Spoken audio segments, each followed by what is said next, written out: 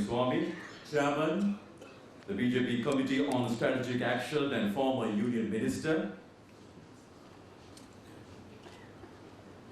as well as Dr. Suresh P. Prabhu, the former Union Minister, Professor Madhav Nalabat, Professor of Geopolitics from the Manipal University of India,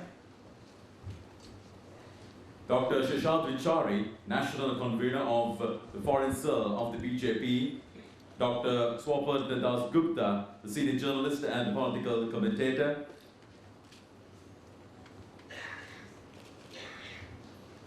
plus the moderator of the panel discussion, Mr. H.M.G.S. Palyakara, the former Secretary, Ministry of External Affairs, and the former Permanent Representative for Sri Lanka at the United Nations.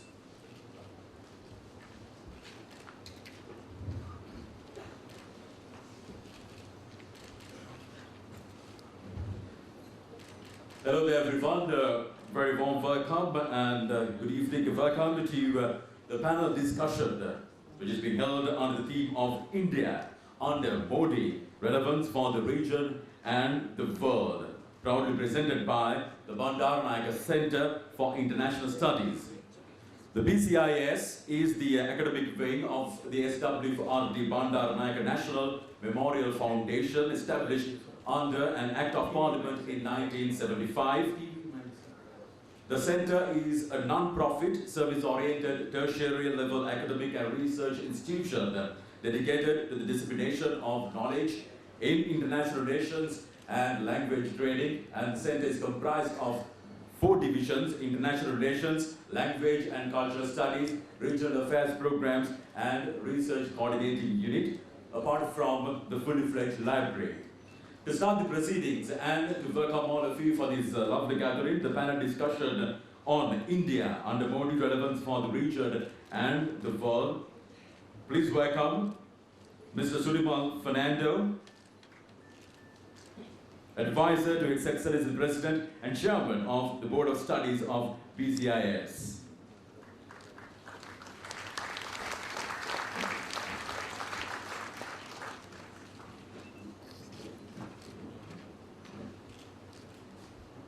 Members of the head table, honorable ministers, deputy ministers, His Lordship, His Worship, the Mayor of Colombo, members of Parliament, Solicitor General, secretaries, vice chancellors, members of the board of Bandaranaike National Memorial Foundation and its pro tem chairman, Mr. Dharm Singh Peels, and members of the board of BCIS. On behalf of the Bandaranaike Center for International Studies, it is my honor and my privilege to welcome you all to this public panel discussion this evening. The Bandaranaike Center for International Studies has developed over the past several years linkages, both institutional and personal, with think tanks, other institutions, and leading personalities, both from the government as well as from the opposition, among other countries in India. Exactly a year and a month ago, a high-powered group of persons from the then opposition, Bharatiya Janata Party and the Shiv Sena, came to the BCIS from the India Foundation, and Bandaranaike Center facilitated their travel to all different parts of the country and facilitated meetings and discussions of them with leaders of the government, the opposition, as well as civil society organizations.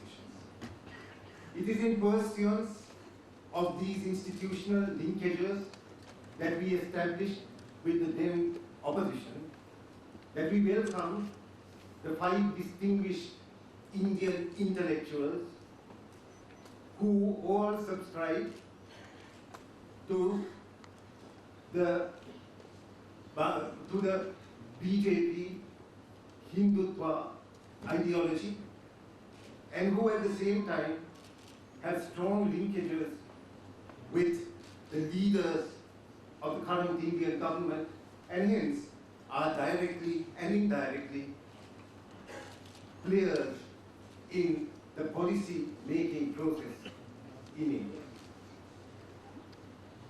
We have on our panel of 5 distinguished persons, representatives of about 4 or 5 strands of policy making in the BJP, all of which has now been formulated and are being formulated as official policy in India.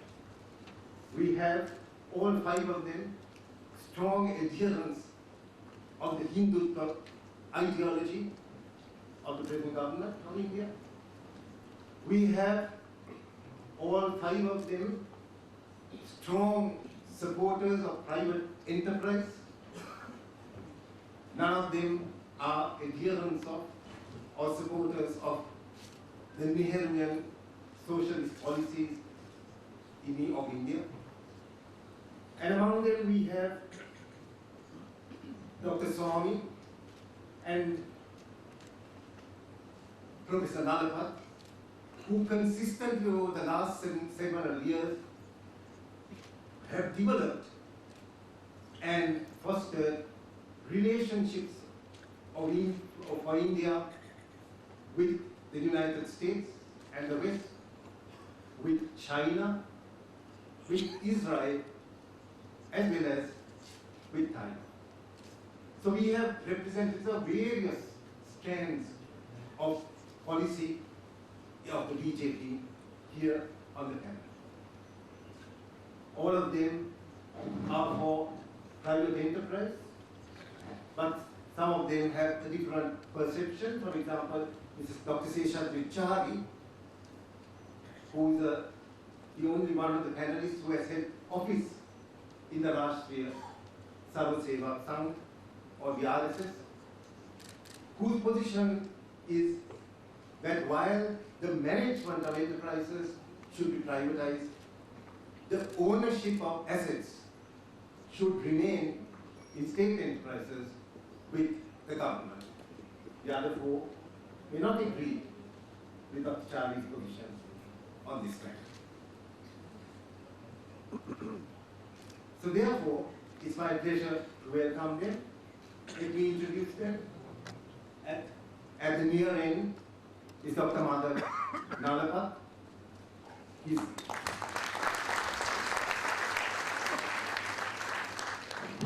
He is a professor, a journalist, and an intellectual from Kerala.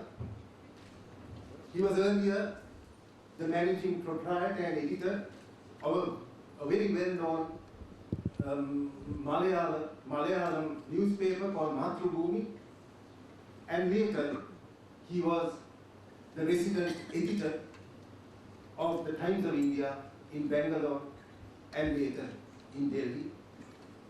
He moved into academia and is now the professor of geopolitics and head of the Department of International Affairs at the Manipal University in Karnataka. Professor Nalapat is the son of India's famous poet, short story writer and novelist Kamala Das. Next to Monu is Dr. Suresh Prabhu.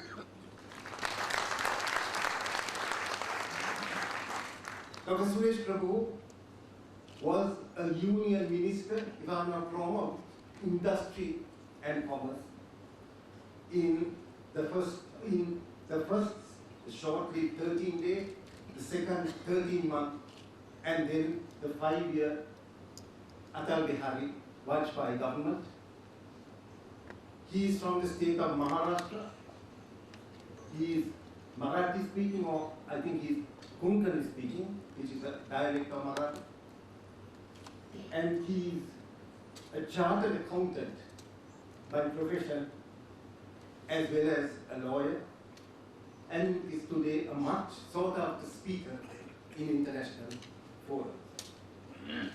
Dr. Suresh Prabhu is from the Shiv Sena. And as many of you would know, the Shiv Sena is a much older political formation than the Bharatiya Janata Party. The Shiv Sena has its origins in the 1960s. It was then a pan-Marathi party movement, and later it evolved into a pan-Hindu movement in Maharashtra, holding political power in that state. And what is interesting is that at a time when the BJP was not officially espousing a Hindutva position, the Shiv Sena was. And historically, in the late 1980s, when the BJP was faring very badly in the polls, the national polls in India, the Shiv Sena had just started its Hindutva position, and when they won on their Hindutva platform, I think it was the Aurangabad municipal elections overwhelmingly, and then followed it up by winning the very well documented Vile Parle by-election just outside Bombay. That was one of the major influences that convinced the BJP to adopt a Hindutva platform in the late 80s and more so in the early 90s. Together with them, the influence of the RSS and the Hindu Vishwa Parishad persuaded the BJP to take up the cause of the Ram Janmabhoomi, which in certain documents has been compared to the Buddhist struggle around Anagartha Dharmapala in a much earlier period to get control over the running of Bodh Gaya. And it was in the 1990s, after the BJP adopted its Hindutva platform, that they began winning elections, leading to their first victory, I think, in 1996, as 13-day government under Atal Bihari Vajpayee, then a 13-month government at the next election, and then from 1999, the 5-year government of Mr. Vajpayee. Next to him is Dr. Subramanian Swamy.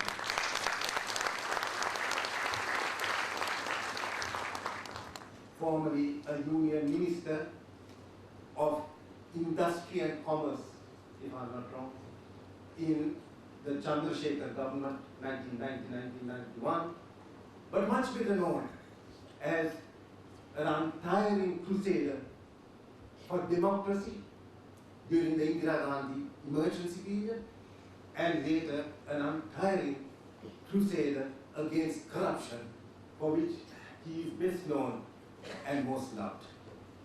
I wouldn't be precocious and try to introduce Dr. Swamy to a Sri Lankan audience, but I would like to tell Dr. Swamy that if he were to contest any parliamentary seat in Sri Lanka of his choosing, he is assured of a resounding victory.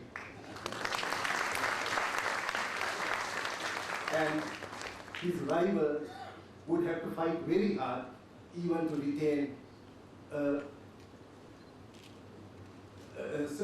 minimum number, a respectable number of votes.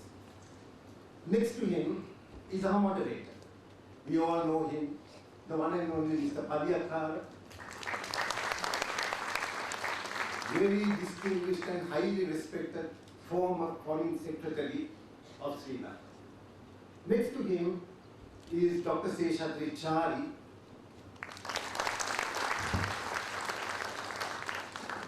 the only panelist who has actually held office in the RSS. The other panelists have all been associated with the RSS.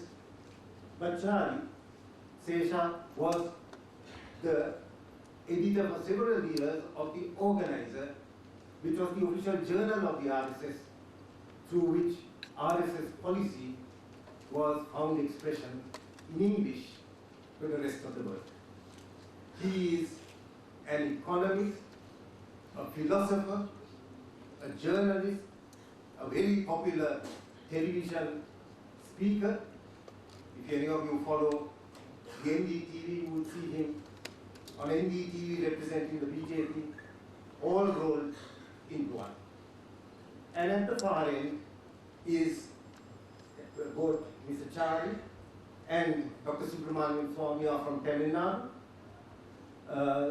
Dr. Suresh Prabhu is from Maharashtra, and Professor Nalapat is from Kerala. And right at the end, we have Dr.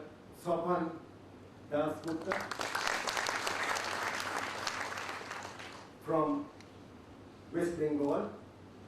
And like all West Bengal intellectuals, had his early schooling in left politics and in left intellectualism. And then he moved quietly, slowly from the left to the right. And today, in an Indian community of journalists, a community which is largely left-oriented and full of left-wing people, he stands out as one of the few conservative, right-of-center journalists in India today. He has held high editorial posts in several of the Indian leading newspapers, and he is also a much sought after television speaker, and you would see him in several television talk shows, CNN, IBN, and NDTV in particular. So these are our 5 panelists, and they will be speaking to us and stimulating a discussion on India under Modi, its significance, its relevance for the region and the world. And from here, I hand over all proceedings to our moderator, Mr. Padiyakar. Thank you. Thank you very much, Sunmal, for those words of introduction and words of welcome. Ladies and gentlemen, a warm welcome to you and to our colleagues, distinguished panelists. Let me take 3-4 minutes after Sunimal's introduction of the panelists.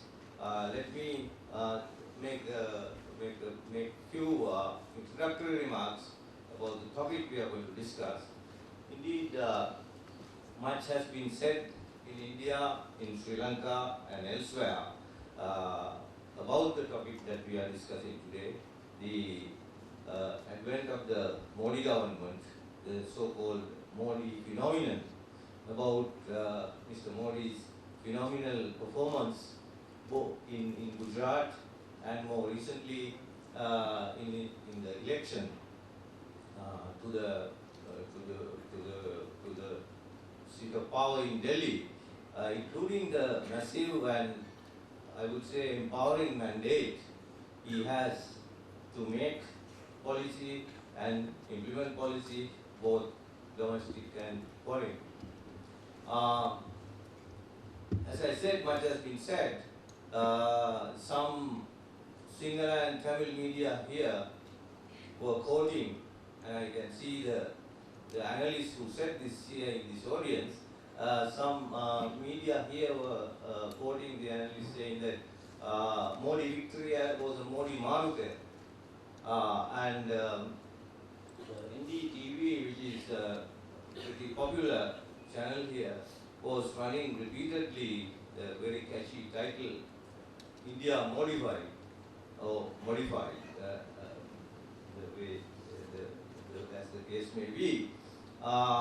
Even the New Yorker, the magazine, which is not known to use glorious terms to describe anything non-Anglo-Saxon, said it was a seismic political shift in India, the largest democracy in the world. There was much more. But leaving the superlative aside, no one can dispute the facts that stand out about the Modi victory, signifying an unprecedented opportunity to India and of course for its neighbors to work with each other and not at the expense of each other.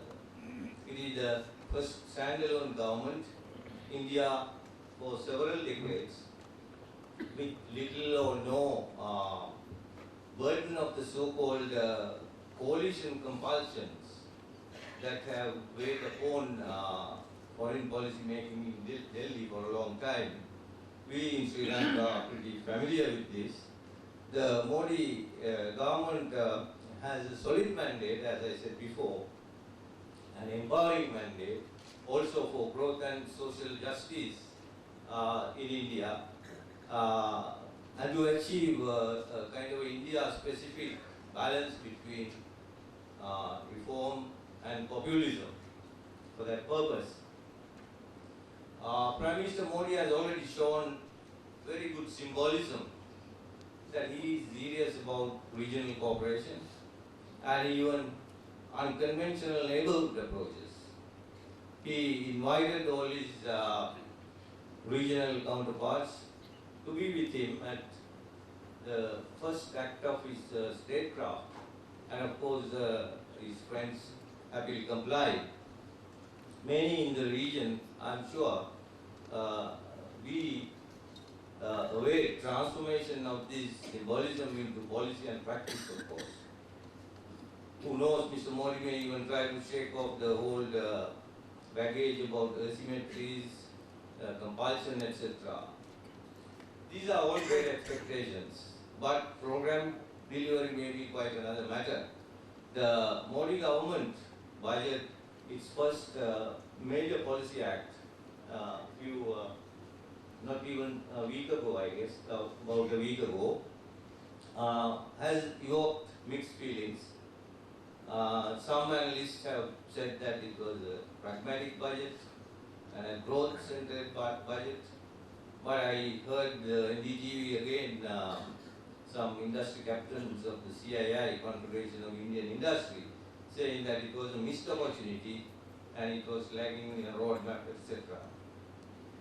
On foreign and neighborhood policy, while welcoming initial positive gestures, but concrete steps, policies would be forthcoming to build confidence, promote cooperation, discard all baggage, are anxiously awaited. On the whole, I guess a key factor would be what can or what will the Modi government and of course other South Asian governments do to move away from the past prejudices and practices and even mistakes. In so doing, the principal challenge would be to show that India is not a threat but an opportunity, and that in South Asia, asymmetries can be made to work as complementarities, as of course other regions have done. All these can be doable if there is a political will and leadership on all sides. Hope we will hear more on these and a lot of other things which I have obviously overlooked from our eminent panelists. So before I invite the first speaker, let me say that given time constraints, we started about 40 minutes late. Given time constraints, and also wanting to give as much time as possible to the audience for all of us, all of you to have a question and answer session. We have agreed that each speaker will speak about 12 minutes, and then thereafter we will have an interactive discussion, or rather question and answers, I would say. So may I therefore please invite Dr. Swapan Dasgupta to take the floor, either from here or there.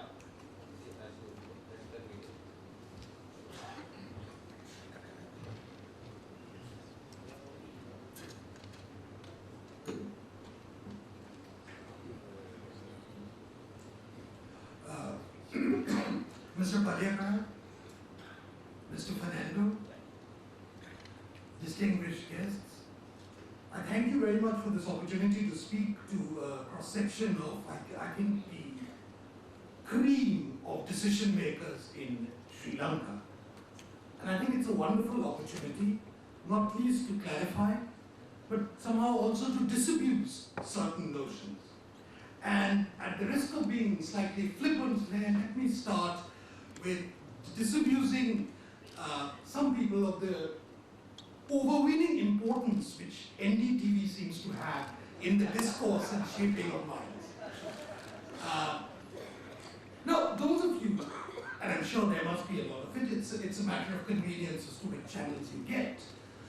Those of you who watched NDTV on May 16th, which is the day the election results came in, might have detected a funereal atmosphere in the studios there. The reason for it is very simple. The English-speaking elite of India, with some notable exceptions, were determined and united on one count. That is, that this was an election where Narendra Modi must be stopped. There was no unanimity on any others.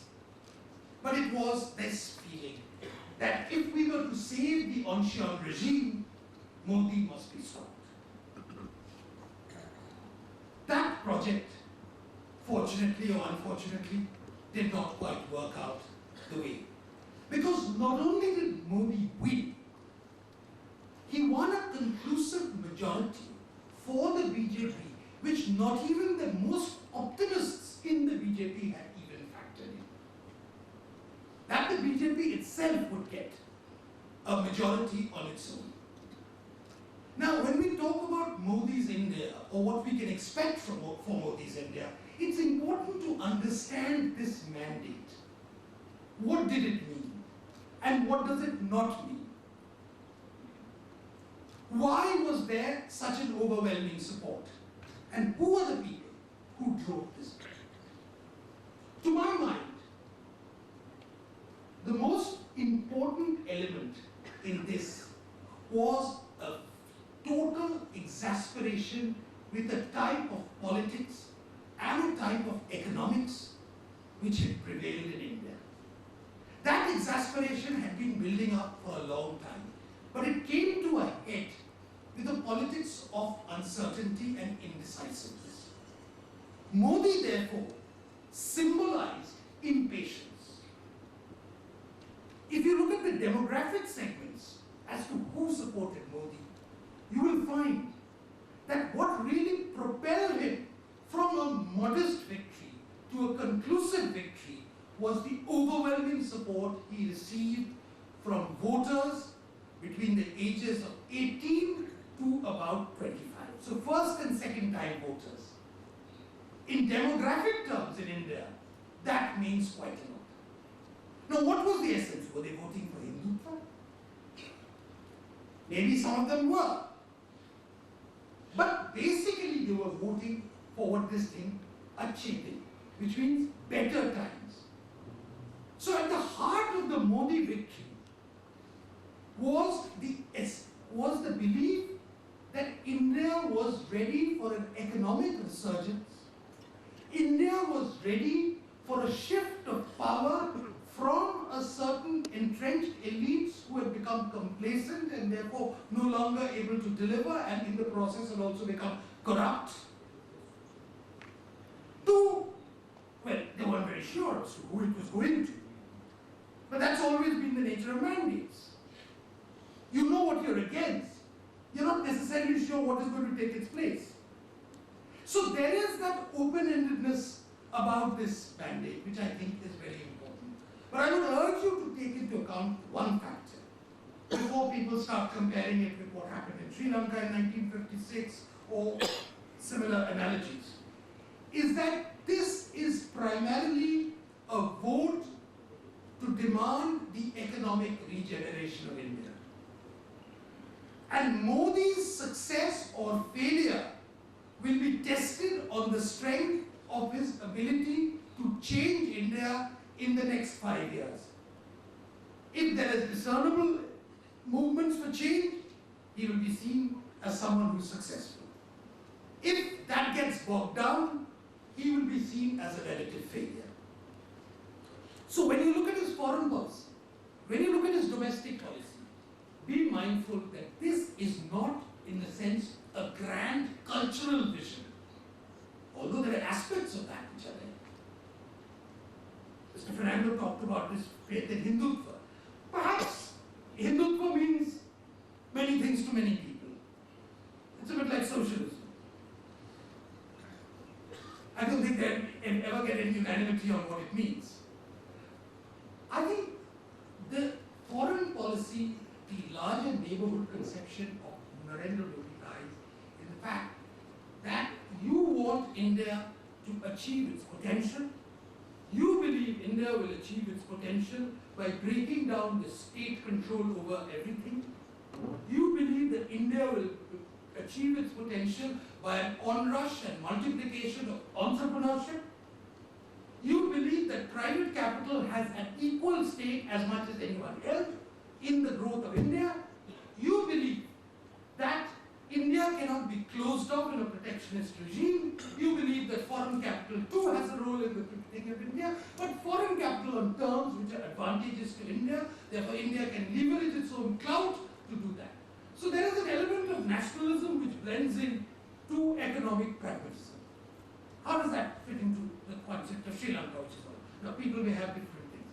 I believe that in the case of the neighborhood, the principal belief is that if there is prosperity in India, if India can actually live up to the potential which it showed in 1991-92 when it first opened up, and realize that potential, the spin-off benefits are inevitable. This is what the diplomat from Bangladesh told me, and I believe this is true. But it's often complicated by what I see as needless political disputes. These are needless in terms that they affect bilateral relations. I do not say that these disputes are needless in terms of the countries in which they happen. For example, in the case of Sri Lanka, what I think is important and could mark a profound change is the belief that the problems of Sri Lanka are for Sri Lankans to resolve. I think that principle is very, very important. That principally that multilateral agencies have marginal, if not no role in the resolution of conflicts within societies. The principle which has been held true in India will probably apply there. So that to my mind is very important. But that is not at the center of it. To my mind, at the center of an emerging relationship, what will happen, and this, remember, is still work in progress. A lot of people ask me, what will Modi think of this, that, and the other? A lot of things, when you say in opposition, and particularly on foreign policy, there is a greater degree of continuity in foreign policy than there can be in domestic policy, because foreign policy involves relationship with other states where discontinuity is always shunned. It affects your larger credibility if there is too much discontinuity. So, the economic relationship of India will start taking the principal role. And therefore, issues such as tourism, issues such as the fate of Colombo port, issues such as India's investment in Sri Lanka, issues such as trade and the bottlenecks to trade, these are the issues which, to my mind, are going to take center stage in the emerging relationship. That might sound terribly boring. But to my mind, it's terribly meaningful. Because we've had a little overdose of excitement in the Indo-Sri Lankan relationship, if I might say so. And I think it's time to subside, let that excitement subside. Let it be governed more in terms of bread and butter questions. Because ultimately, as I've said, foreign policy is also a continuation of internal politics. It's all really domestic politics at the end of the day. And the domestic politics of India suggests that Mr. Modi's main priority is unequivocally and without doubt economic. has to achieve opportunities in India. He has to give jobs to about 1 million people who come into the job market each month. He has to ensure a phenomenal upgradation of Indian infrastructure. For this, every opportunity that is available will be available. And so, therefore, I would say, when viewing Narendra Modi, do not necessarily view him as a replica of Slobodan Milosevic, as many of the American papers have suggested colorfully, as many of the Anglo-Saxon papers have suggested. See that as a vain cry of an elite which was out. See it in terms of a slightly brash generation of people who are impatient to get on, who have very little time for some of the shibboleths of the past. Maybe that's unfortunate, maybe they should have more time, because that's a matter of debate. They have very little patience for some of the sermonizing which greeted the Nehruvian approach. And it's this matter of fact, urgent business style, very Gujarati. Gujarati, the favorite word there is dhanda. Dhanda means business. That's Sopan, my friend Sopan Dasgupta has outlined the challenges that Mr. Narendra Modi is going to face in the next 5 years.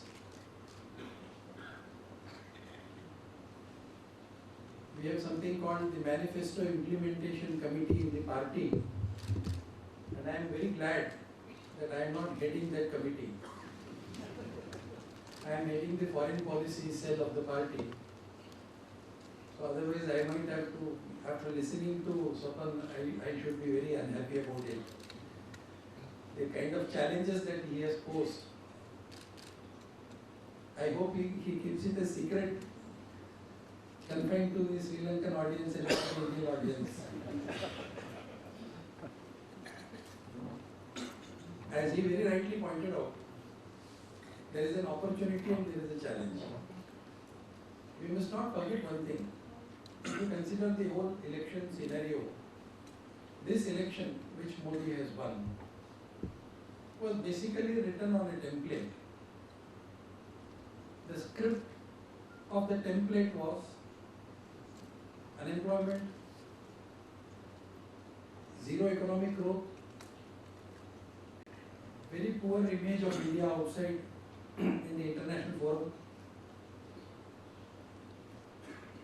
absolute cynicism that nothing works in India. We are a country once only of corruption. Our manufacturing was at the lowest. There was no big ticket investment in the last 10 years. The only areas where we had some amount of investment was the automobile industry, and most of the automobile industry investment went to two places in the country, Chennai and Gujarat. That was the template on which Modi's victory script was written. So this is the beginning. And the most important element of this was the need and necessity to do something and start thinking out of the box. All kinds of conventional methodology of governance had to be given up. And that is exactly what Modi started with. When he decided to invite the heads of SAARC. To tell you very frankly, it came as a surprise for many of us. But we immediately set out on that work.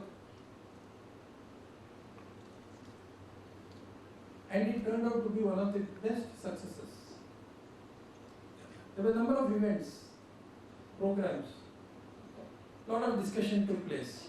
Whether so and so will come, what will happen if so and so does not come, and so many things. But ultimately, it succeeded, and that paved the way for what we now can call as a modified foreign policy. These opportunities are not new for any country. For example, I think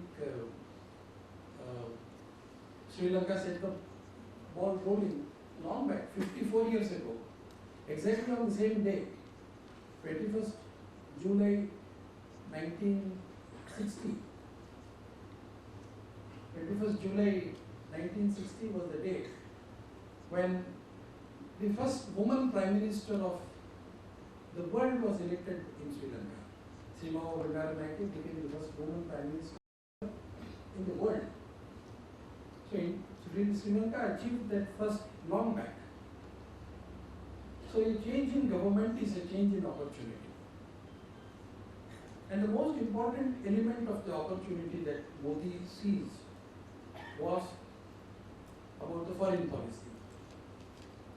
For long, we had not thought of a foreign policy. In 1947, when India became free, we had Pandit Jawaharlal Nehru. He was the Prime Minister, he was the Foreign Minister.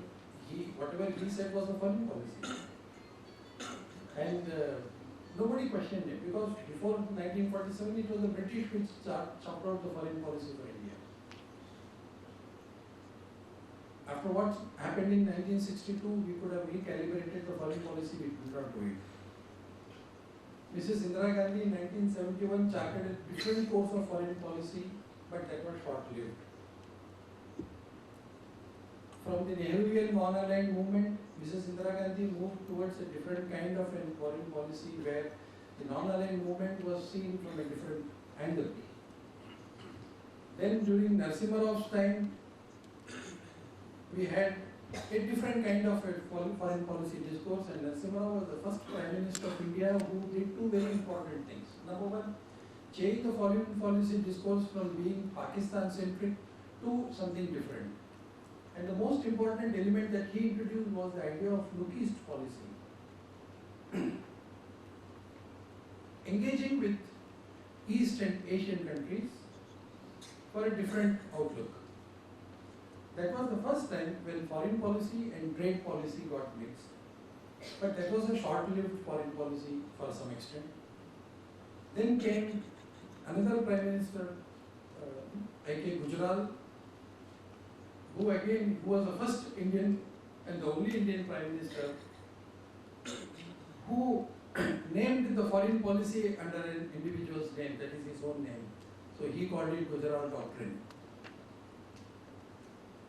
Foreign policies are never named after the person who initiates the doctrine. They are policies of the country.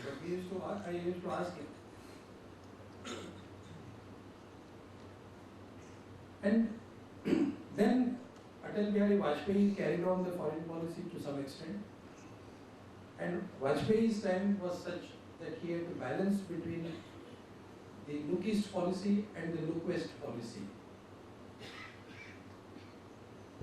And from there on, we are moving straight into a time when a new foreign policy document has to be set forth.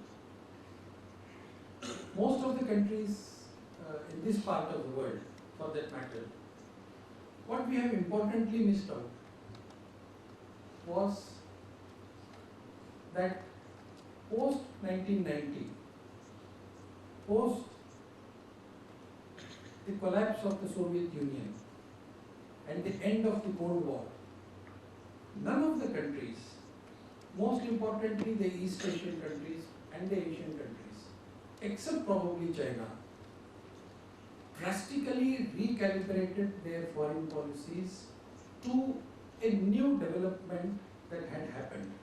From Cold War era, we had moved into from bipolar era, we had moved into a unipolar world, and from unipolar world, we moved into a multipolar world. So what should be our foreign policy vis-a-vis a unipolar world? What should be our foreign policy vis-a-vis a multipolar world? And what should be the terms of engagement with neighbors, immediate neighbors, the region, and the world? So these four stages of foreign policy documentation was necessary, which should have done in 1990, and unfortunately not India, not Sri Lanka, not Bangladesh, not Pakistan, not Southeast Asia, none of these countries worked on it. with an exception of China, which looked into the foreign policy script from a very different point of view, and that speaks for the success of China's conduct of foreign policy and trade policy both at the same time. So what we did not do in 1990 is to be expected to be done under Modi, and that is where we begin from a look east policy, look towards our neighbors, look towards Southeast Asia, look towards Asia as a region. Asia, incidentally, happens to be one such region which has the most contiguous topography, geography. From Ankara to Bali, it's one straight line. You can travel on a bicycle from Ankara to Bali unhindered. But this contiguous region is probably the most divided when it comes to societies, languages, cultures, civilizational beginnings, religion. Think of it and it is different. Governments, no two countries have same kind of problem. And this is the only region which has the maximum number of regional organizations. From mountain to sea, from Himalayas to Indian Ocean, you think of any configuration and you have got an organization for it. And that is the challenge. How are we to tackle the issues? How are we to tackle the challenges of this contiguous region which is most divided? And that is where I think countries like India and Sri Lanka have a role to play. India recognizes the importance of Sri Lanka. We always say that between the southernmost tip of India to the South Pole, Sri Lanka is the only country. So that is the importance of Sri Lanka. Sri Lanka is the guardian of Indian Ocean for India. Sri Lanka's security depends, India's security depends on the security of Sri Lanka. India's prosperity depends on the prosperity of Sri Lanka. And India and Sri Lanka put together cannot be a happy and prosperous country with the rest of the region being poor. We cannot grow unless the growth is extended to the rest of the region. And the rest of the region cannot grow unless we grow. So it has to be a collective commonwealth, a new commonwealth of Asia, which is what we are all supposed to design. And in that, we have also to tackle a most important element of tackling the issue of security, peace, and conflict resolution. We are faced with a very peculiar situation. When we started off in the year 2000, we had Millennium Development Goals, which are now coming to an end in 2015. No country in the world has achieved 100% target in any of the Millennium Development Goals. So the United Nations is very seriously considering translating all the Millennium Development Goals into Sustainable Development Goals by 2015. So post-2015 development agenda of the United Nations is faced with a serious problem of Sustainable Development Goal and introduce the element of peace, security and conflict resolution as part of the Sustainable Development Goal. So this is the canvas against which we are all engaged and we are all working. So it's not the question of who starts and who ends, who begins and who starts what goes. It is a question of collective responsibility, facing the challenges collectively and improving the standard of living of each and everyone from that point of view. The idea of India, the idea of Sri Lanka, the idea of the Hindu-ness of considering the entire universe as one family, Vasudhaiva Kutumbakam is the concept. Improving upon that concept and taking that as the template, we have to grow. We have to recalibrate our policies the economic policies, the engagement of foreign policy, and the continuation of the governance. So this is the gigantic task that India under Modi is expected to do. And it is not just India under Modi, it is the whole region that has to reinvent itself. And that reinvention is what has started on May 16th. And what has begun on May 16th is an ongoing process. It is a gradual unfolding of the purpose. This gradual unfolding of purpose is what we are all looking at. And we are all part of the gradual unfolding of purpose. And it is with that view that we are approaching the subject. And I am sure we are all, as erudite scholars and thinkers who have assembled here, would all be contributing towards this gradual unfoldment of the purpose for which we are all here. Thank you very much.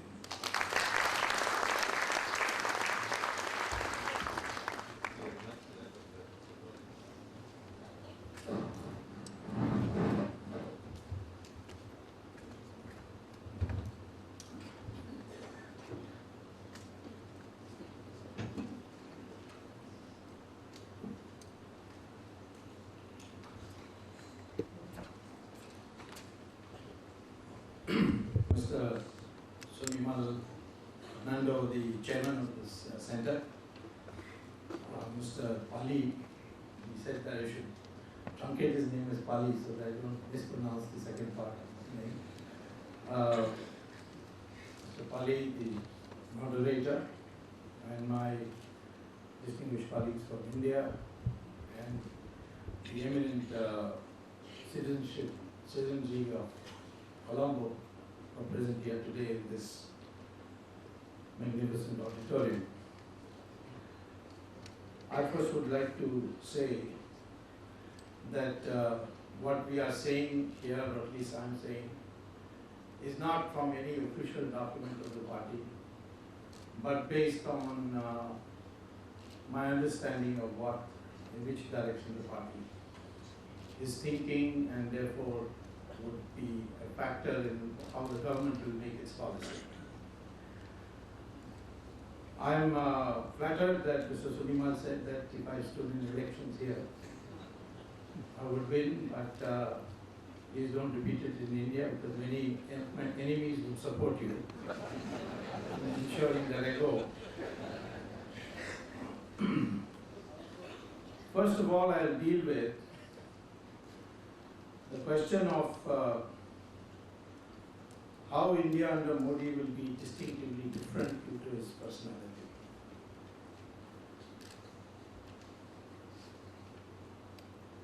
In fact, the mere fact that Narendra Modi became the Prime Minister represents a major change or a paradigm change in our politics,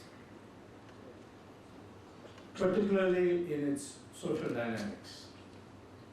Unlike all past Prime Ministers, Modi comes from the most backward, poverty-stricken caste and has literally worked himself way up, with no family legacy in politics to propel him. Most of the past Prime Ministers were from the upper caste. In particular, 6 were from Brahmins, 2 were Kshatriyas, who are the fighting class, and 5 from the forward classes. And Modi is, in fact, the first from the most backward class. As a pracharak of the RSS, which means essentially propagating the authority to propagate and organize the party at a particular level, Modi spent a good part of his life in field work, and therefore he didn't parachute into this office, much like Mr. Devagowda did. All of a sudden, he became Prime Minister, much to everybody's disbelief. Mr. Gujral was sipping coffee in India International Center when one of the prominent members of the coalition went to him and said, get up, you have to leave because you have to become Prime Minister. So he said, Prime Minister, which country? So, and therefore, in none of these circumstances, such a person from such a background would become Prime Minister. Narendra Modi is not a nominee of anybody for Prime Minister. It was almost a universal demand, length and breadth of the country. Jawaharlal Nehru, incidentally, would never have been Prime Minister if there had been a vote in the party. In fact, there was a vote in the party. And out of 15 provincial Congress committee chairmen, 14 voted for Sardar Patel. And only one voted for Jawaharlal Nehru. But it was the influence of Mahatma Gandhi, who probably felt perhaps that Patel would be a very disciplined person, would accept number 2 position. And if Nehru didn't become Prime Minister, he might disrupt the whole process, creating the feeling that what the British had been propagating, that Indians can't rule themselves. But Nehru was foisted on the country as the Prime Minister by Mahatma Gandhi. Lal Bahadur Shastri was the choice of Jawaharlal Nehru. Morarji Desai was the choice of Jayaprakash Narayan because the party had actually voted to make Jagjeevan Ram as Prime Minister. And of course, Manmohan Singh was the nominee of Sonia Gandhi.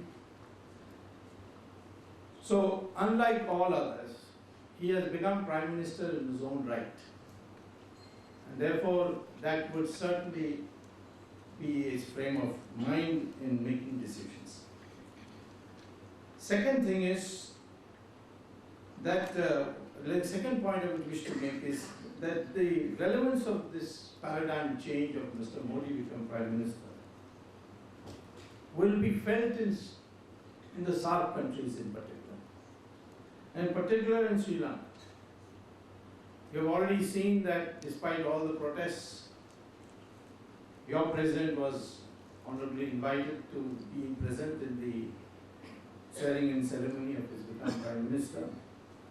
Your foreign minister has been assured that we will never agree to making human rights investigation as a punitive or as an intrusive weapon. And therefore, you will find that Mr. Modi will give first priority to the SAARC countries. He went to Bhutan as his first visit. The circle around beyond the SAARC countries would be Asia. In particular, countries like Israel, Iran, Japan, and Vietnam and Indonesia, are countries which have now been selected for special initiatives. And finally, of course, would be the global role that India could play. The third aspect which I want to bring to your notice is that, unlike the past, recent past, India will be equidistant from both the United States and China. In fact, I think it would be more appropriate to say that India would seek a tripartite or a triangular or a triumvirate role for India, China, United States being the 3 most populous countries of the world and having the GDP of the 3 largest GDPs for the countries. We expect to see this SAARC formulation from Modi in the next meeting in Kathmandu, when many things could be discussed. At the moment, SAARC has been a very effete and weak organization because it can't discuss bilateral issues amongst ourselves. And there are issues which require unanimity in putting on the agenda. So major restructuring of SAARC would be probably discussed in Kathmandu. So therefore, we have a situation today that India would pursue its foreign policy, as was pointed out by previous speakers, will pursue its foreign policy without allowing any sectarian, narrow, regional issues to exercise a veto. In the past 10 years, our policy towards Sri Lanka suffered from the fact that there was a veto of the state of Tamil Nadu. More than the people of Tamil Nadu, the government and the principal parties of Tamil Nadu. The election results do not show, the 2014 election results for the parliament do not show that the people regard this as a major issue or even a minor issue. In fact, all the proponents of a hard line towards Sri Lanka were defeated in the election, and some of them very, very badly. So therefore, we would always say that foreign policy shall be guided by national interests, and national interests shall supersede state interests. We certainly would like to see the state interest as an input into making the decision, but once the decision is made, it will be on what's good for the country, and on that basis we will make the decision. I think there was in fact a great substantial opposition to the president being invited for the oath-taking ceremony of the Prime Minister in India, but Mr. Narendra Modi overruled that. Now, Sri Lanka is a case for which all of us are very keen to develop very good relations. We have no fundamental conflict in Sri Lanka. And I think the issue of a separate Elam is also perhaps undergoing a review in your own country. The affidavit which I believe the TNA has promised, and since it's been promised to the court, it will be contempt of court not to keep that promise. The affidavit which has been promised to the Supreme Court, which we have read in reports in India, say that they no more subscribe to the concept of a separate independent Elam. We have been very clear that the United Nations Human Rights Commission has a role only when there is a genocide identified. Even the UN resolutions do not say that Sri Lanka has committed genocide. It's only the Tamil extremists living in London mostly who have been saying this. And therefore, I think in the United Nations Human Rights Commission, India would be far more supportive of Sri Lanka's position than ever before. We are already the largest trade partner of Sri Lanka, with $5.5 billion in trade, which has gone up in the last year at 13.6%. We are amongst the largest investors of FDI, with about a total of 800 million so far since 2003. And in tourism, we are now number one, and the rate of tourists to Sri Lanka is rising at the rate of 17.5% per year. So we now need to do what? India and Sri Lanka. We must accept some of the mistakes that we committed on both sides. It was wrong of Indira Gandhi to train terrorist forces, or those forces which, militant forces which turned terrorists. And I would say that perhaps Sri Lanka missed several opportunities when agreements were signed with people like Selvanayagam and then not honored. That they all brought this to this situation that we saw before 2009. But as an Indian, and I can say that most Indians share this view, we are very proud of your president for decisively finishing a sinister terrorist organization which was a threat to our country too. And therefore, let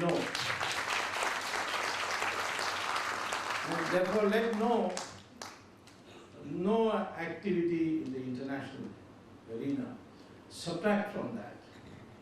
Sometimes I wonder whether this whole human rights issues have been contrived to water down or to belittle or to reduce this massive achievement. I know of no other country which has so decisively finished terrorism of the kind, and this was no ordinary terrorism because the LTT had in fact even manufactured an aeroplane which came and bombed your airport here. And if they had lasted a little longer, they would have had a submarine too, which you were able to prevent by the early action.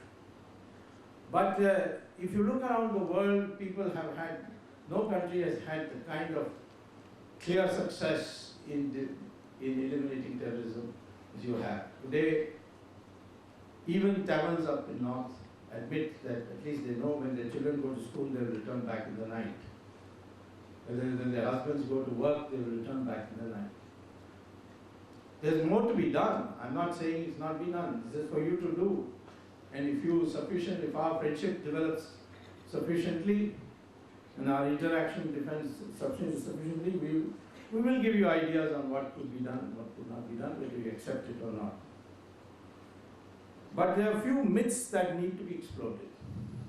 First of all, please don't refer to this Tamil-Sinhalese conflict as ethnic. There's nothing ethnic about it. We have been brainwashed by the British historians for too long to regard ourselves as ethnically divided. For years we were told that Aryans were one community and Dravidians were another community. But it turns out now that it's totally false. Because recent modern studies on DNA shows that Indians all have the same DNA. Even in the fringes of India, the Indian DNA dominates. And whether the person is a Brahmin or a scheduled caste, also the DNA is the same. Whether it's a Hindu or Muslim, the DNA is the same. This ethnicity is a figment of the British imagination. And in Sri Lanka also this has been felt. What you have is perhaps a linguistic group division and based on misunderstanding. But it is not ethnic. And therefore we have to revise our history books, if you ask me, to see that this is put in the right perspective. In Tamil Nadu, we have a hard time convincing the Dravidian parties. There are parties with the name Dravidian. Actually, the word Dravidian is a word coined by Adi Shankaracharya, where he said two Sanskrit words he did a sandhi of, or merged it, thra and with, which means where the three coastlines meet, which is South India. But somehow Karunanidhi and his predecessors in the Dravidian movement decided to make this an issue, and the British encouraged them to do it so that they were not part of the national freedom movement. Karunanidhi propagated that Ravan was a Dravidian king. It turns out that Ravan was not a Dravidian king in that sense. He was not even a regional, he was not even a Tamil king. He was not even a Sinhalese king. He was in fact born in the outskirts of Delhi in a place called Noida. His village is still has a placard saying here Ravan was born. His wife was born in Meerut. Then he went to Kailash and Mansarovar, where he prayed to Lord Shiva, who gave him a boon. And then he decided to conquer territories which were prosperous, and he found that Kuber had developed Sri Lanka to such great heights that he thought he should have it. Because nowadays Karunanidhi does not speak about Ravan anymore, but he does speak about Ram. And I'm thankful to Sri Lanka for helping in preventing the demolition of Ram Setu through the Setu Samudram project. Your government conducted an environmental study, and your country has a right to have a view on it. The idea of cutting through a canal through the Park Strait and Gulf of Mannar, and have ship channels instead of going around Sri Lanka to go through that. This project was proposed during the last government's tenure, and the idea was to cut through Ram Setu, or this Setu which Ram directed to be set up or produced. This naturally upset Karunanidhi, was an atheist who doesn't believe in Ram. He in fact keeps rubbishing Ram. Once I said in the Supreme Court that Ram Setu cannot be touched. So Karunanidhi publicly said, who's Swami to call it Ram Setu? Did Ram build it? Does he have an engineering degree? If so, from which college? Now, poetic justice would it be that, is that next day he fell ill and he had to be admitted to Ramchandra Medical Hospital. I wrote him a letter, thank God at least he has an MBBS. So, I think that these kinds of things that have entered our mind must go. Sri Lankans and Tamils and North Indians, they're all from the same stock. People came from North India to Sri Lanka too. People went from Kerala and Tamil Nadu too. And there is therefore no ethnic difference between us and a Tamil. And this must be thoroughly destroyed and demolished. And new history books need to be written on it. Second is the widespread feeling of the so-called Tamil Nadu factor in our policy. There is no Tamil Nadu factor. Repeatedly the people of Tamil Nadu have demonstrated that they don't care for this LTT and their support and the issue of Tamils in Sri Lanka. Yes, so they would be concerned if they got extensive reports of human rights violations. They would be concerned, but they'll not make it the national policy. Your cricketer, Sangakkara, was not allowed to participate in a cricket match in Tamil Nadu. Next day he participated in Bangalore, and the entire Tamil population of Bangalore went to see him bat and cheer him. There is no such animosity. This is a handful of people, most of them financed by the leftover of the LTT money. And the cinema world of Tamil Nadu has benefited greatly from this money. Some of it came from drug peddling that LTT did. So there, I can tell you the elections, as I pointed out to you, have demonstrated that there is no overwhelming support or even big support or decisive support of Tamil Nadu for the problems that you are having or want to intervene in it. Even on the fishermen issue, we find that it is because of the fact that we don't have fish on our side, and the large companies which run the trawlers are putting pressure on the fishermen to go and cross the line, that this problem is arising.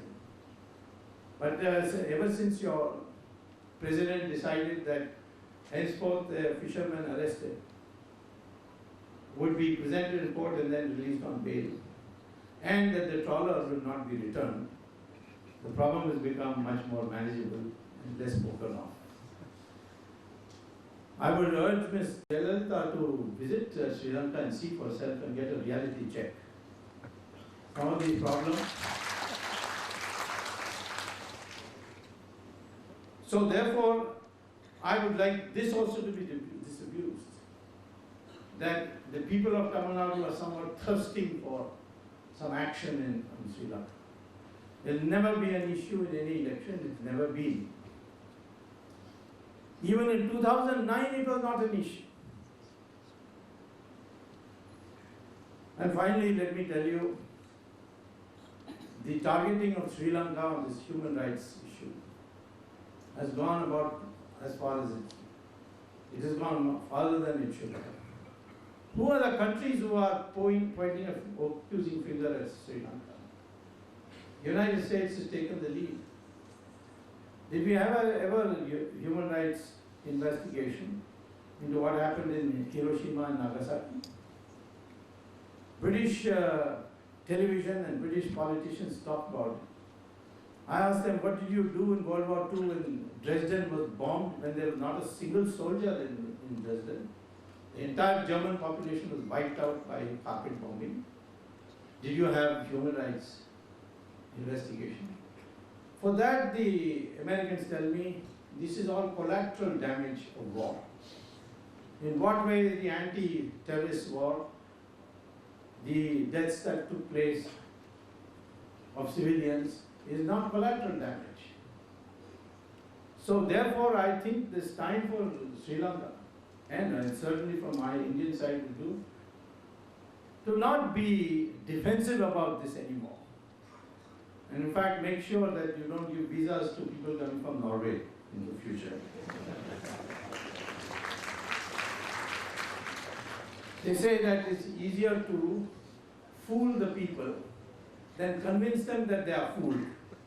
But always we have, this is what Mark Twain said, and that's what is likely to happen. So therefore we have to redouble our efforts. I would urge all of you, and I'm certainly urging, my colleagues are of this view, one of my colleagues had even mentioned it today to the President, let's de-link Indo-Sri Lanka relations from Tamil Nadu and Tamil problem. It can be one of the problems, but the major problem is economic development, cooperation, working together in the United Nations and other places, and creating an Asian personality for our global power structure, where Sri Lanka can contribute heavily. And let us therefore take up issues which have little or nothing to do with this, except as one of the issues that have to be dealt, and in private. If India is a friend of Sri Lanka, it should not raise these issues publicly, to raise it privately. I, however, add to you that although I know that you have implemented most of the 13th Amendment or 13th plus amendment, there are items which need to be looked at. As a friend, I would say, this is unnecessarily remaining as an unresolved issue. There must be a way by which the Sri Lankan Tamils also feel whether they are justified in feeling or not as the issue. But I do know that they are particularly defensive and they are apprehensive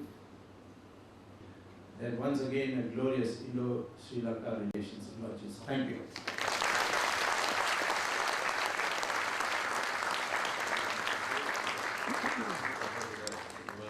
May I ask Professor Nalappan to take the floor? Thank you very much, Mr. Aliyakara, and thank you very much, my old friend Suleiman Fernando, for having invited me here. It's always a great pleasure to come to Sri Lanka. It's a wonderful country, a beautiful country, and a wonderful people. And I'm really glad that I had the opportunity once again to come to this country. You heard some very, very brilliant speeches, and none better than from Dr. Swami. So I'm afraid what's going to follow may be a bit of a letdown. But I just want to pick up on one comment that Sopan made about the English-speaking elite basically being against Mr. Modi, and he's perfectly right about that. But I just like to underline the word elite and not English-speaking. Because you have something like 300 million Indians now who speak English. And I think a lot of them, we have more people in India who speak good English than there are people in the UK who speak good English. I'm certainly convinced that we have many more people in India who speak good English than people in the United States who speak good English, quite frankly. I mean, there are some places where people say the United States doesn't speak English, or Australians don't, but we have about 300 million people speaking English. And a large percentage of these people wanted Mr. Modi to come to power, worked very hard for Mr. Modi to come to power. Many of them are Indian citizens, left lucrative jobs in the United States, in the UK, in various other locations, and worked for months and months and months to ensure that Mr. Modi got the kind of victory he deserves. I mean, back in 2006, for the first time, I started writing and talking about Mr. Modi as the best prime ministerial candidate that India could have. And quite frankly, I do believe he is going to turn out to be the best Prime Ministerial candidate, the best Prime Minister this country has had. And there are very sound objective reasons for this. It's not based on any kind of subjective view. It's based on what I believe is an assessment of the country and the needs of the country and of course his own personality. The first thing is, as Dr. Swami mentioned to you, he comes from the people. He comes from that particular experience. And the experience has been an Indian experience, overwhelmingly. There are hundreds of villages in India that he has visited, hundreds of other locations and thousands of locations that he has personally visited, stayed in. And this has given him an insight into the solution of problems from an Indian perspective. For those of us who are in academics, especially in South Asia or Southeast Asia or East Asia or most parts of the world, frankly, that is a very unusual perspective, because we are really trained to accept perspectives from very far away. In international relations, for example, the perspectives through which we see our policies, the prism through which we formulate our views, is a prism which is provided to us by our books, our classrooms, our professors in, let's say, London or Boston or New York, and the prism is always their interest. So the prism of domestic interest is almost never used by us in academics, or I'm sorry to say by us in the government, or by us in the professions. It's always an external prism through which policy gets formulated. Mr. Modi, for reasons that Dr. Swami has exemplified, has got a truly Indian prism through which he looks at things, and which is why there's every expectation that the kind of decision making that he takes is going to be very different from the kind of decision making that has been made by people, and I put myself in that category, may not be Swapan. A lot of us, the category of taking decisions are not entirely related to the ground reality of our country. Some small examples. The Congress Party spoke about handouts. That look, we'll give you a handout.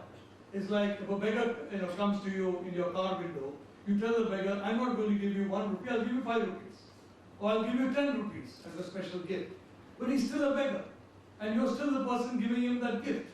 Of course, a different matter, the gift comes from the taxpayer. It doesn't come from the personal pockets of those who are giving the gift. But in Mr. Modi's vision, India is an aspirational country. You're not talking in terms of giving handouts, you're talking in terms of basically aspiring to get incomes yourself that can enable you to give gifts to others rather than take gifts from other people. In other words, a self-confident India, a self-confident people. And for a long time, we have had politicians tell us how insecure we should be, that how we always will fight each other, how Hindus and Muslims hate each other, how North and South Indians fight each other, how we are completely divided. I think the same kind of thing takes place in Sri Lanka also. And we have been conditioned to have a kind of insecurity about ourselves and about our societies, when what is needed is the security of realizing that our brain power, our human capacity is at least as good as anything in the world. I'd like to say this because I've taught at universities across the globe. I've taught in Europe, I've taught in the United States, I've taught in China, and I've taught in South Asia. I don't believe the human material in South Asia is in any way below that of the human material in any other part of the world. So that self-confidence is what Mr. Modi says, you are Indian, you can do well. And may I say that Indians have proved this. Unfortunately, not in India, but outside India. Now, you go to London, you go to New York, you go to Boston and Colombo, you go anywhere, you find the Indian community doing exceptionally well. And the reason is that the systems in place, the kind of logistics in place, the kind of decision-making apparatus that they are in touch with is much more conducive to innovation and enterprise than the system has been in India. And the reason for that is quite simple. We talk in terms of Prime Minister Nehru bringing democracy to the country. It's a different matter that Prime Minister Nehru formulated economic policy, social policy, and foreign policy with the help of only one person, that is namely himself. He worked all these important policies out basically by himself, and consulting those whom he knew agreed with him. And this was, of course, a very democratic way of getting decisions taken and getting policies formulated. But more importantly, what happened was, after 1947, our flag changed. Our national anthem, of course, was different. But the laws remained the same. The administrative processes and procedures remained the same. And the laws were colonial laws which gave immense authority to the state. Now, since then, no politician in office wants to change those laws for the simple reason that politicians and officials benefit hugely from colonial laws that give immense authority to the government and take away all discretion and authority from the individual. One reason why Indians do well outside India is that governments outside are often far less intrusive than they are in India. We have an authoritarian governmental system, a colonial system of law in what should be a democracy. And this is a point which Mr. Modi has repeatedly made in both in his conversations and in his speeches, and practically speaking in the state of Gujarat, which he administered for about 13 years, that his idea is minimum government and maximum governance. In other words, unless you minimize government, you cannot maximize governance. And as a result, decision making was handed down to different levels. People were empowered to take decisions throughout, and as a consequence, the people of that state have repeatedly voted back Mr. Modi to power in election after election in the state of Gujarat. Should we replicate the same kind of situation in India? I'm quite confident that in 2019, the next election comes, and the election after that, he's going to win comfortably, assuming, of course, he doesn't retire after 10 years on the job.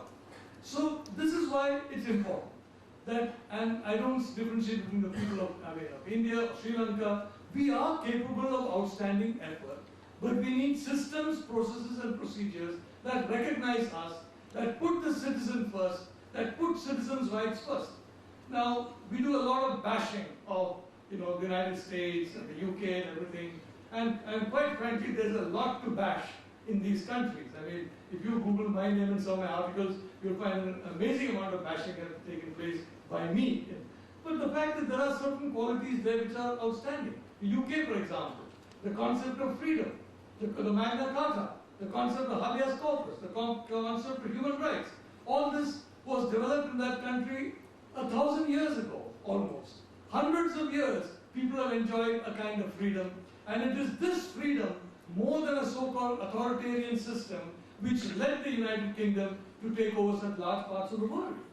If you look at another context, the war between the Persians and Alexander's Greeks, which you know who won. The Greeks won. One of the explanations for that is that the Persian soldiers were slaves.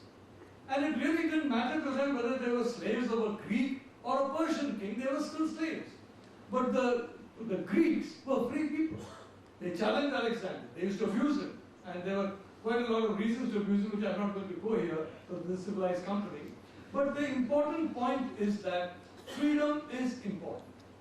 And in this, you need an individual who talks in terms of individual freedom, who talks in terms of not allowing controls in the internet. And in India, we have an atrocious law for the internet called the Information Technology Act. I really don't know how that law was passed in Parliament. It makes it illegal for, if you get spam, a certain kind of spam, you can get sent to jail for a few months. If you open that spam, you will definitely get sent to jail for a few months. And if you forward that spam to somebody else, I think I'm going to do that to somebody whom I dislike. Unfortunately, nobody in this place whom I dislike, so no one need worry. I can go to jail for 6 years. This is an absurd law in the age of the internet. India has among the lowest levels of internet penetration in the world. India has the slowest bandwidth in Asia, which obviously means that our bandwidth is way slower than you have in Sri Lanka. And I'd like to say that I know that because I find it's much easier to go online in Sri Lanka than it is in Delhi.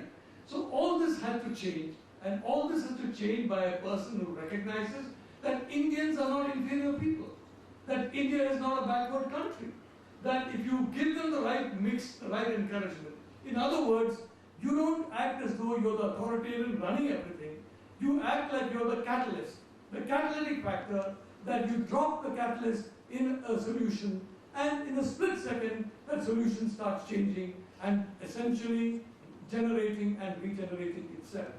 That is the expectation that we have about Mr. Modi. That expectation is fulfilled in Gujarat, and there is very good objective reason to believe that he's going to fulfill that expectation in the rest of the country. Now, I here basically speak about foreign policy, so I don't, Dr. Swami is a celebrated individual. He can speak on any subject he likes, and he can escape, but I can't. So I'll have to say something about foreign policy. And in this, I'd like to say that after, the entire so-called global architecture that we see in the world has basically been fashioned after the 1945 World War II. This is 2014. It's a very different world from 1945. But this architecture has hardly changed. And on basics, it has remained the same. The architecture basically is, the United States is the dominant factor in this architecture, with Europe as a secondary partner and no other partner. It's the United States and Europe basically determining the architecture and controlling the architecture that is set in place after 1945. Whether it's the IMF, where incidentally China, but all the World Bank, China has a lower voting right than the countries in the Benelux. Much smaller economies have low. India, which is a much bigger economy, has got much lower voting right than several countries in Europe for some odd reason.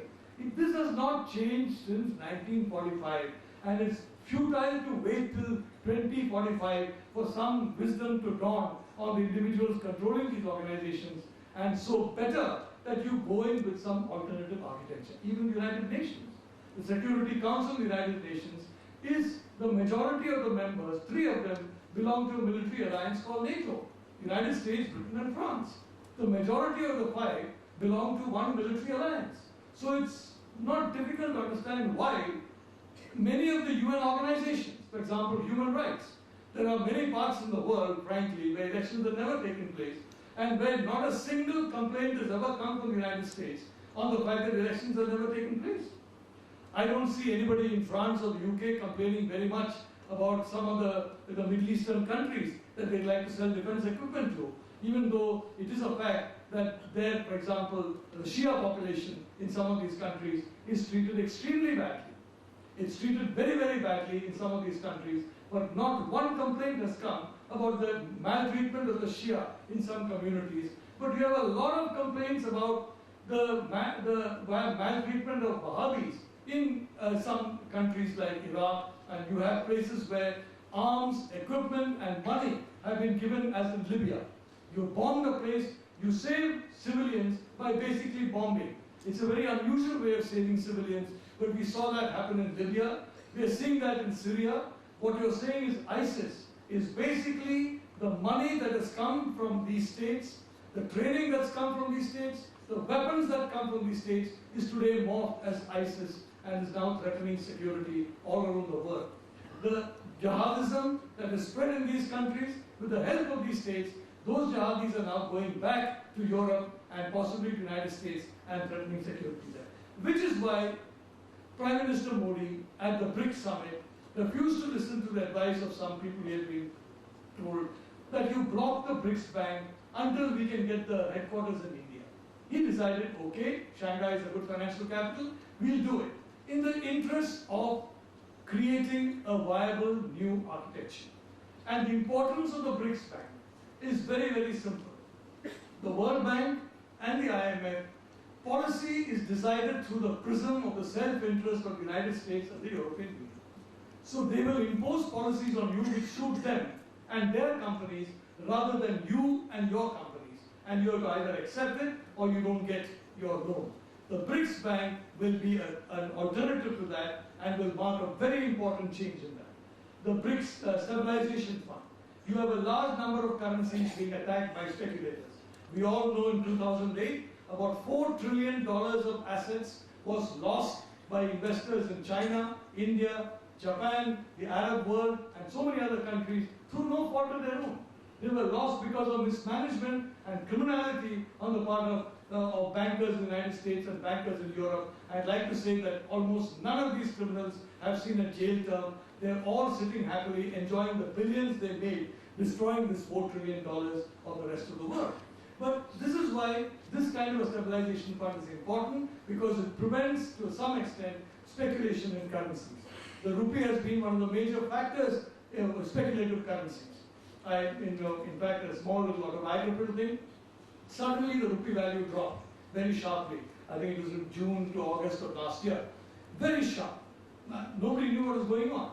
Some officials met me from some ministries and said, look, there's a group of speculators that are there that are short selling the rupee based on information they have from the finance ministry and the Reserve Bank that no action is going to be taken to prevent this kind of a slide of the rupee.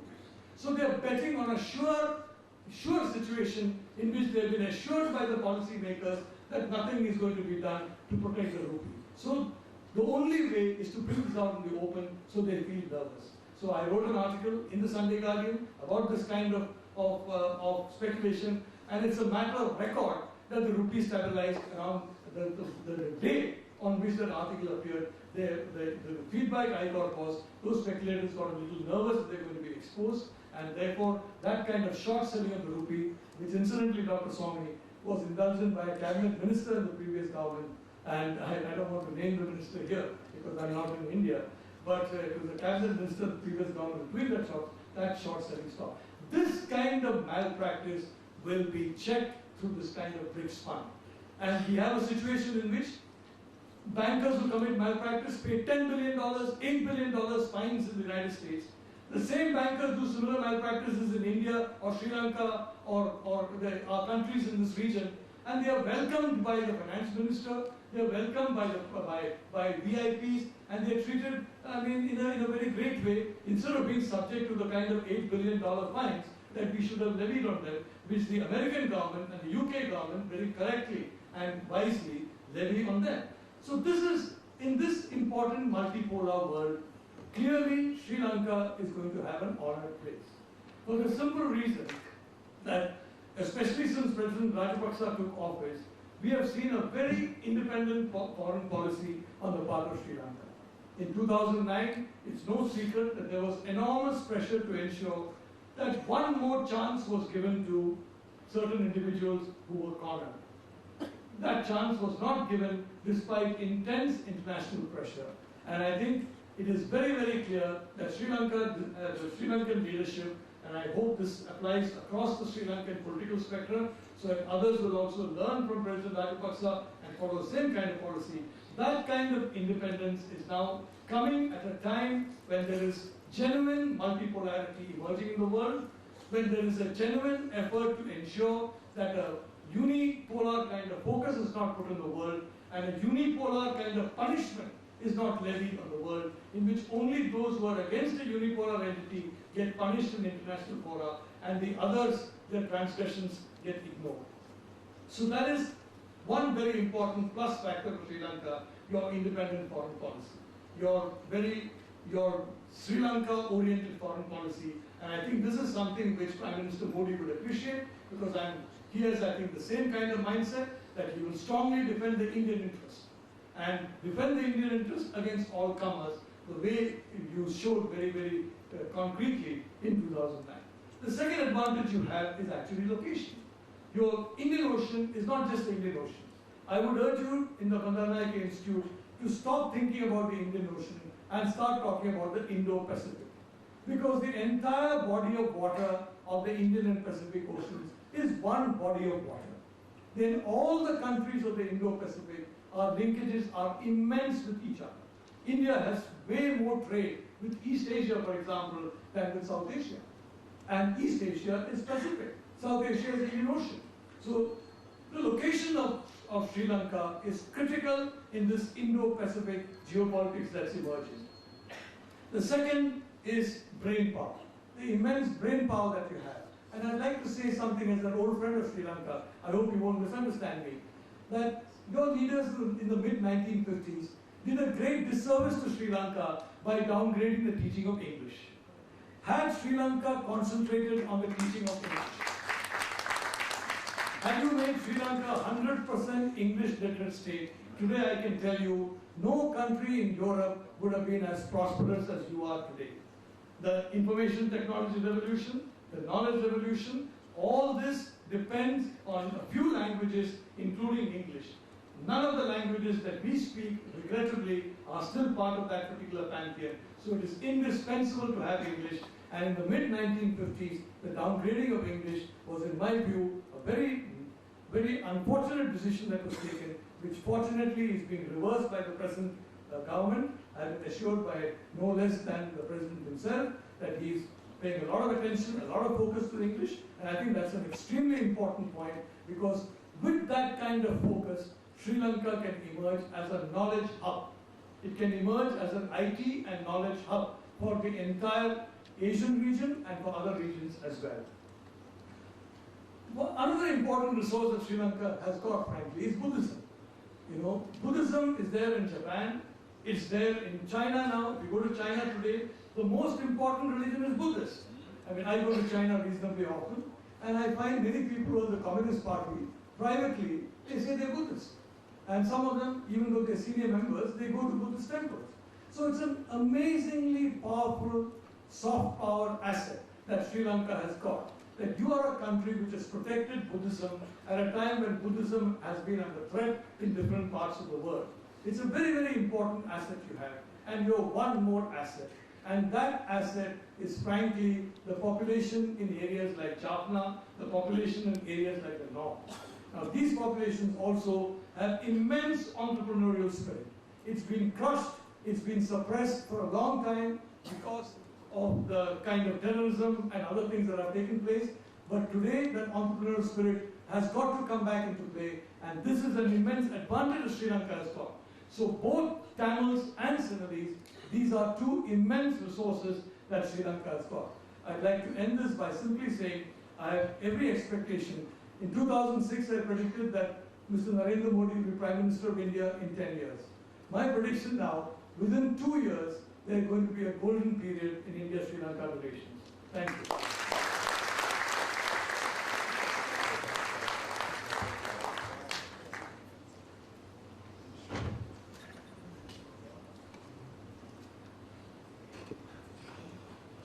So, Excellencies and friends, you have heard a lot of challenges in bilateral relationship, what Mr. Modi is going to do back home, globally, regionally. But it seems that my challenge is far greater than that, because I have to speak after the 4 speakers on the same subject. So I think now this challenge is far greater than the other challenges.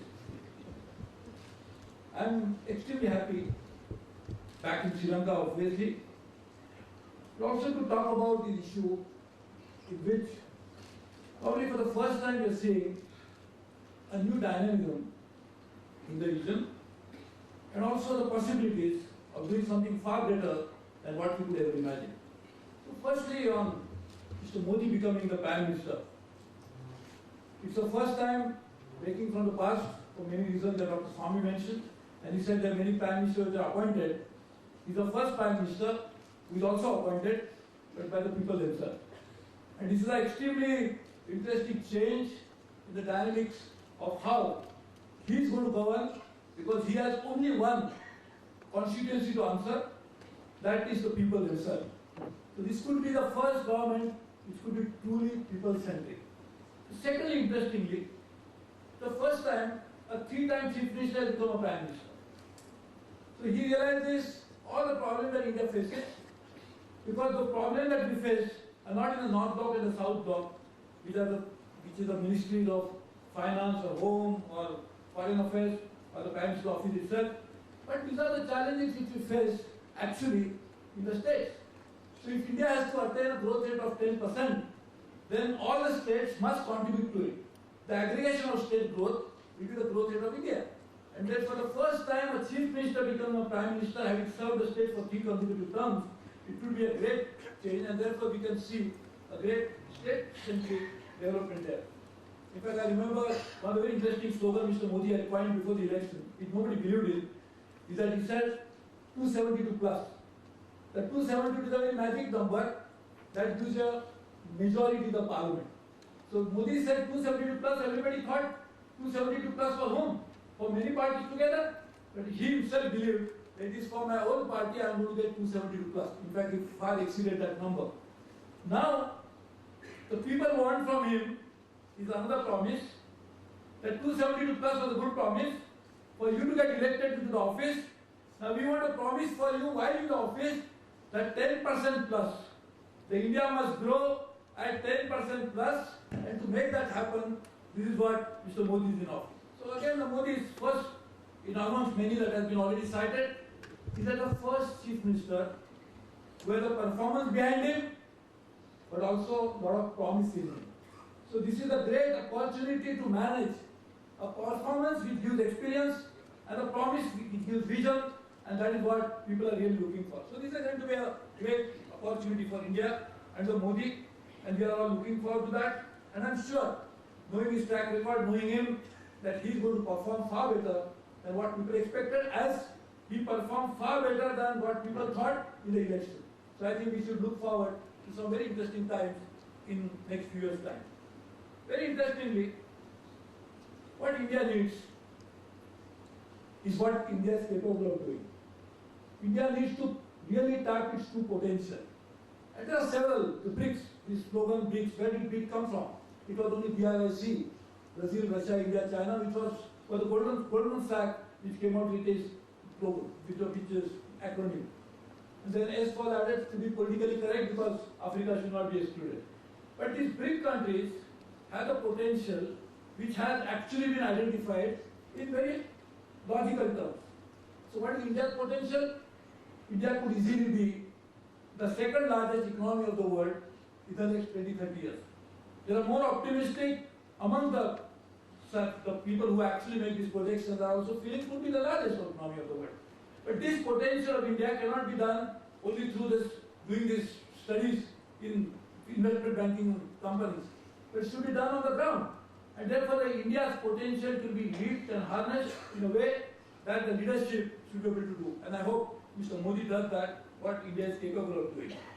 What could be the priority? I just identify one or two of Mr. Modi's government. And this one priority will be a big priority in energy. Modi has actually done that. If you come to India, I was the Minister of Power. So people used to always call me powerful minister. I said, you are sadly mistaken. I am a powerless minister because India doesn't have power. Now the Modi is one of the only states among the 29 that we have now, is the only state where there is no real power cut worth mentioning. And therefore the policy of Modi will be to make that happen at a national level. So energy is going to be a priority for him, along with infrastructure, which again is a great priority.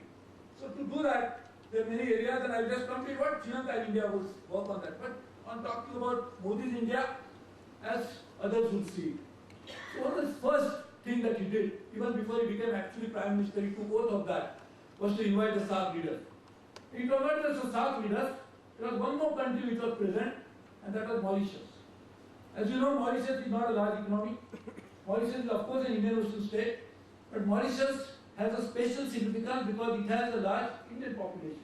So it was sending a signal that irrespective of your size, wherever you are located, we care for you, and therefore you must be present at a time when we are going to celebrate my inauguration in office. And the SAARC countries is a very strong signal that SAARC is not an office which opens once in a year, once in 2 years at the time of summit. That's what the SAARC has become. SAARC is an office which is normally locked, but open only occasionally whenever there are presidents decide to meet together. But unlike that, Modi wanted that SAARC should be like a business house which should really transact business to make people of the region prosper. We should feel very bad that SAARC is a region which always is identified with all types of problems in the world, whether it is related to social development, economic development, or otherwise. Why should SAARC be identified with that and should not be the engine of growth? And that's why he invited them, that we have the potential to be the largest economy, and why not we share that prosperity with our neighbors and let us do it together. Was it only symbolic? Yes, but there was a lot of substance in that. I will tell you something. He went and launched one of our rocket, actually a satellite, for scientific purposes.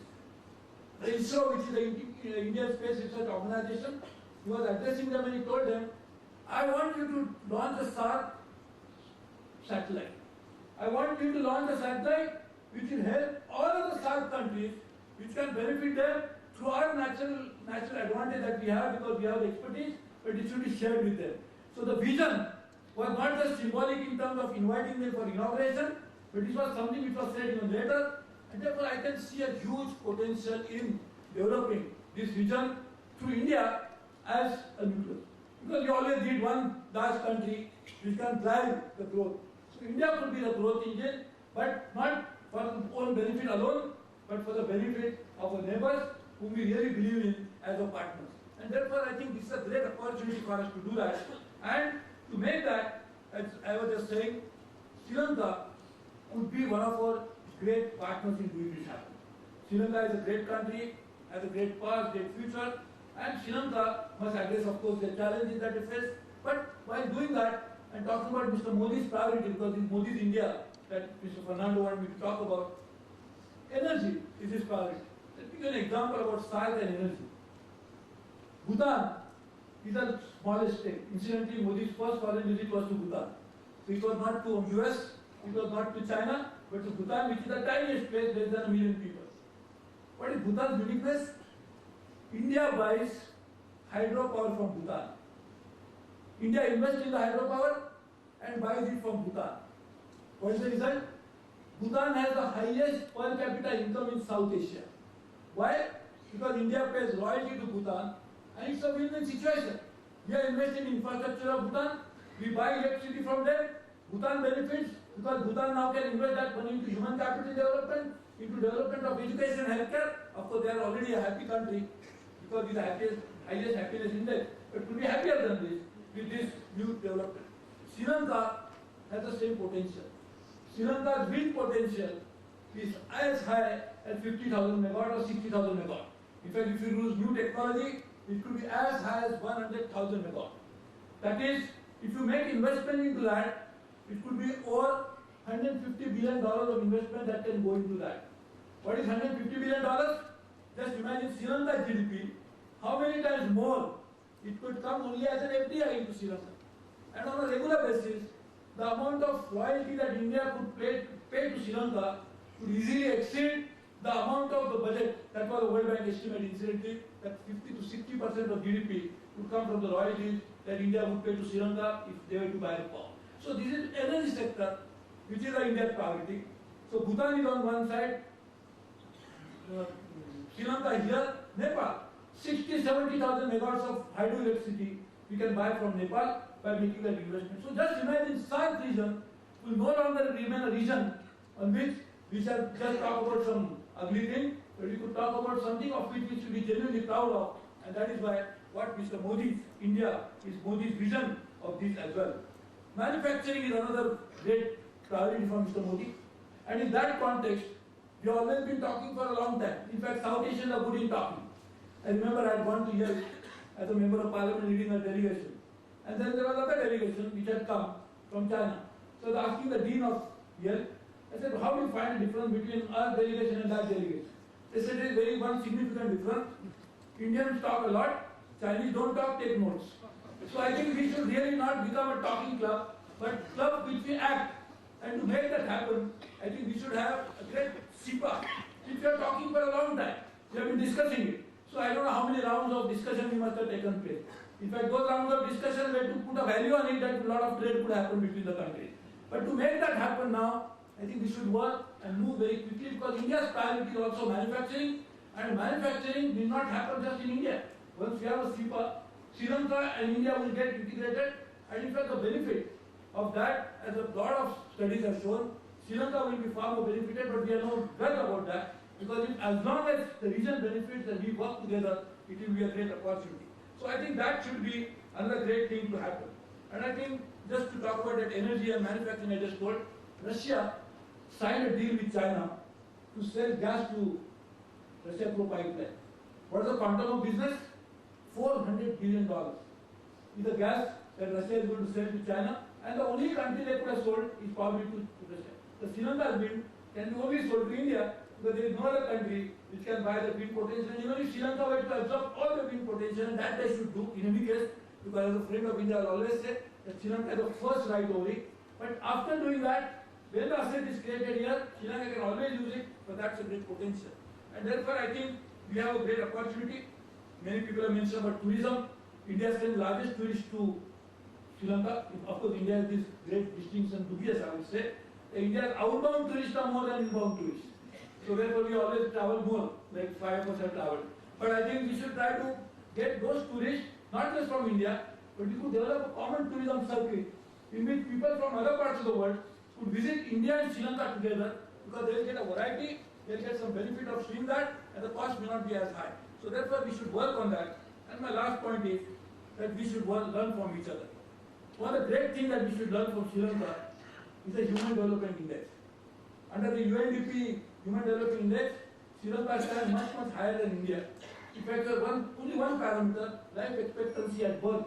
Sri Lanka is more than 76 and we are 65, 66. So you just imagine how much we can learn from you in terms of how Human Development Index should do. Probably Sri Lanka can also learn, because we have to learn from each other. That's how to devolve in terms of democratic processes. Like we are given the 73rd Amendment, 74th Amendment, given a lot of power to local self-government, and as a consequence we are seeing that even the increase in the percentage of voting which went to 85-90% in some states. This happened because people felt that I am very close to the government because this is the government I feel. That nobody can go and meet the chief minister, the prime minister, or the MLA, but they can meet a local government. So local governments are important, and I think that's something which we can do together. So I see a great, interesting times ahead. Mr. Modi had given a slogan that good days will come. Achhe din aayenge. So I had written an article on that in Economic Times saying that achhe din, for people achhe din will come a little later, but SAARC achhe din already come. And I think therefore I genuinely feel it's a great opportunity. Let us seize this moment of history with both our hands to make sure that India, Sri Lanka, SAARC countries and the region really benefit from each other and benefit in a way that we write history and do not bother about past all the time. Past is a reality, history is something which we can shape together, and to make that happen, what we really need is a collaborative effort. And I'm sure this small little event for which Mr. Fernando has invited all of us and all of you are present here would go a long way in forging that relationship. It's the first step, and I'm sure we are moving toward a destination. Thank you very much. In India.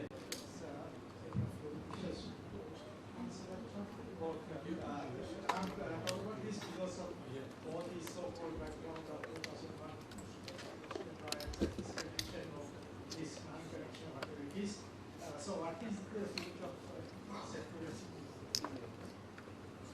You tell us who should answer. Yes. I think it will be helpful if you give an indication as to So we should Senadira. who should answer, maybe Any of the panelists.